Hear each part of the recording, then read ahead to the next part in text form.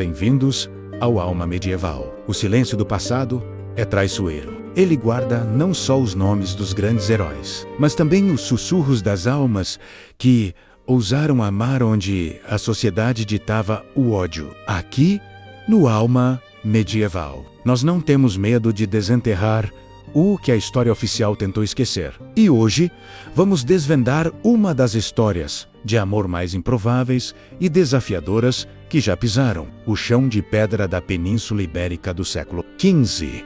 Uma história de humilhação que floresceu em propósito e transformou vidas. Preparem-se para conhecer Isabela e Akil. Isabela não era a filha que o barão Ricardo de Montemor esperava. Não tinha a graça esguia das irmãs, nem a beleza delicada que atraía os pretendentes da nobreza. Isabela era a última filha a casar, e o seu corpo robusto, a sua voz um pouco mais forte e o seu apetite saudável eram vistos como defeitos imperdoáveis. O seu cabelo ruivo, antes vibrante, parecia agora uma coroa de vergonha. As irmãs casaram-se, os dotes foram pagos, os herdeiros garantidos. Isabela ficou, aos 20 e poucos anos, uma idade avançada para uma solteira da nobreza. Era um fardo, uma despesa indesejada. O barão Ricardo, um homem de vaidade ferida e ambição desmedida, via nela a sua própria falha. Ele queria um genro que trouxesse terras, influência, linhagem. Não encontrava ninguém para a filha gorda e sem préstimo. O rancor do barão transformou-se em crueldade. Então, ele teve uma ideia maquiavélica para humilhar Isabela e para se vingar de uma nobreza que ele sentia que o esnobava. Se ninguém te quer, Isabela, trovejou o barão numa noite, então terás o que mereces. Do porto de Lisboa havia chegado um novo carregamento, não de especiarias ou sedas, mas de homens de pele escura, vindos de terras distantes, escravos. Entre eles estava Akil, jovem, forte, com músculos esculpidos pelo trabalho e um olhar profundo, que carregava a memória de uma terra, uma família, uma liberdade roubadas. Os seus cabelos crespos emolduravam um rosto de linhas firmes, e a sua dignidade era visível mesmo sob os trapos. Ele falava pouco, mas os seus olhos observavam tudo. O barão Ricardo comprou Akil, não para o campo, não para as minas, mas para um propósito perverso. Tu casarás com ele, Isabela, anunciou o barão, com um sorriso cruel que não alcançava os seus olhos. Este escravo, vais viver na pocilga com os animais. É o único destino que mereces. O choque gelou o sangue de Isabela. Casar-se com um escravo era a mais profunda humilhação. Ser reduzida a nada, ser atirada para a lama, como um animal indesejado. As suas irmãs riram.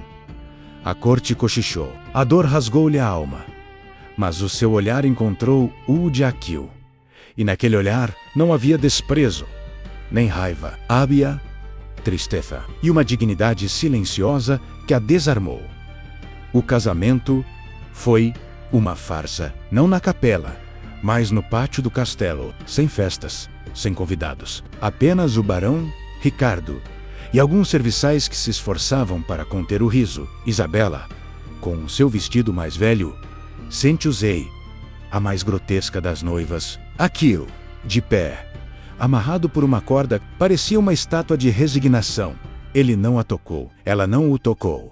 Foram enviados para uma cabana nos limites do feudo. Pequena, úmida e fria. Uma cabana que cheirava a animais, próxima de um chiqueiro. A pocilga prometida pelo barão. Os primeiros dias foram um tormento silencioso. Isabela chorava todas as noites, a lamentar a sua sorte, a sua aparência, a crueldade do pai. Akil trabalhava o dia todo nos campos, e à noite sentava-se num canto da cabana, observando-a. Nunca uma palavra de censura, apenas uma presença quieta.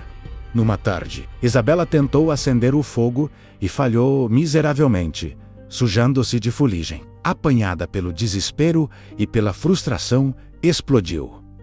Olha para mim, sou gorda, feia, um fardo para todos. O meu próprio pai me atirou para ti, um escravo, como se eu fosse menos que um animal. Aquil parou. Pela primeira vez, falou-lhe. A sua voz era profunda, calma, mas carregada de uma estranha autoridade. Você não é um fardo, Isabela. Você é um presente.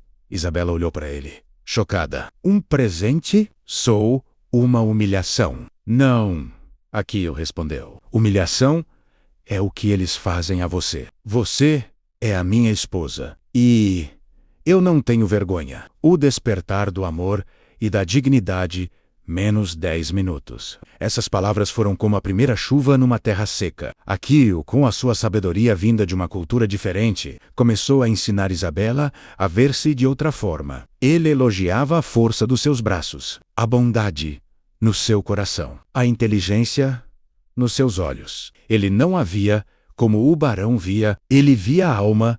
Ele ensinou-a a cultivar a terra com carinho, a cuidar dos animais, a usar as ervas para curar. Ela, por sua vez, ensinou-lhe a língua, as histórias e os costumes da sua gente, libertando-o das correntes do silêncio. Começaram a trabalhar juntos, lado a lado. A cabana, antes um símbolo de humilhação, transformou-se no seu lar. Os seus corpos, antes estranhos, começaram a encontrar conforto na proximidade. As suas mãos, calejadas pelo trabalho, encontraram o calor uma na outra.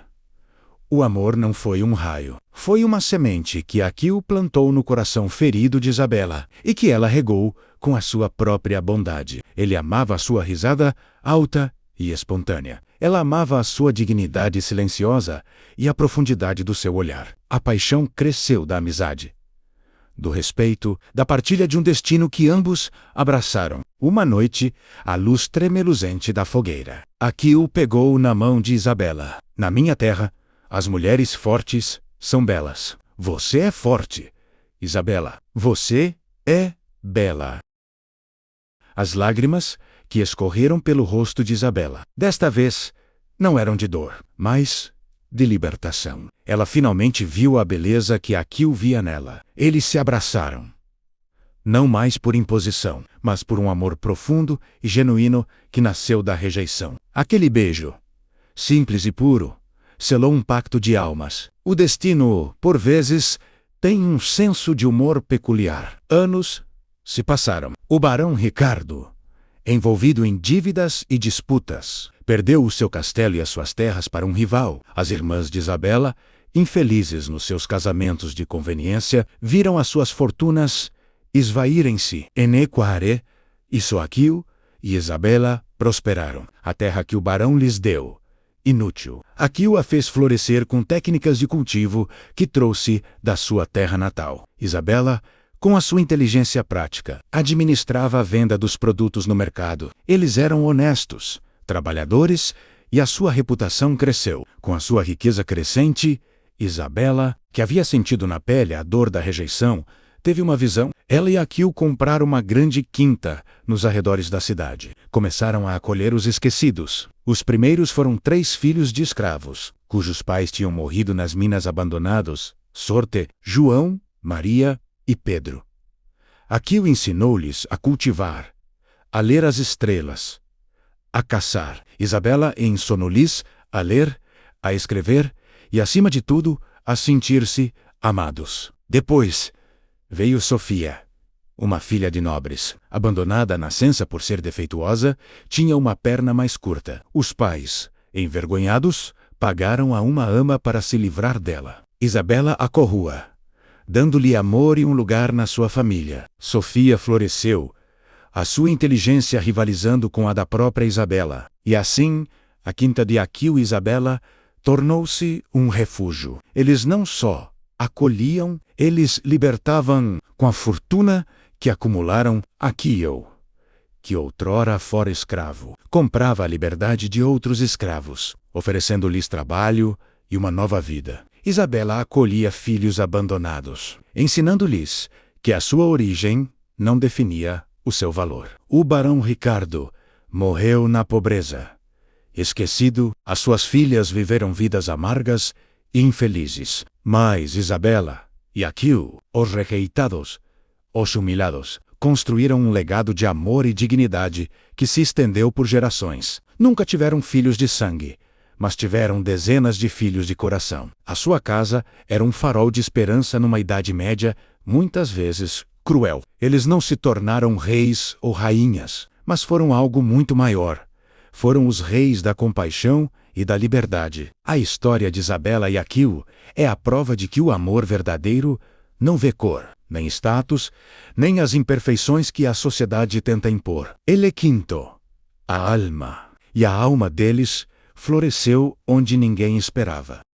Se você foi tocado por esta história inspiradora, o seu lugar é aqui no Alma Medieval. Inscreva-se já. Não deixe que estas almas anônimas voltem a ser silenciadas pela história. Clique no botão de inscrição e ative o sino para ser o primeiro a descobrir o nosso próximo mergulho nas profundezas da compaixão e da coragem medieval. Deixe a sua opinião nos comentários. Qual foi o momento mais emocionante desta história para você? Queremos saber. Até o próximo Pergaminho Desenterrado.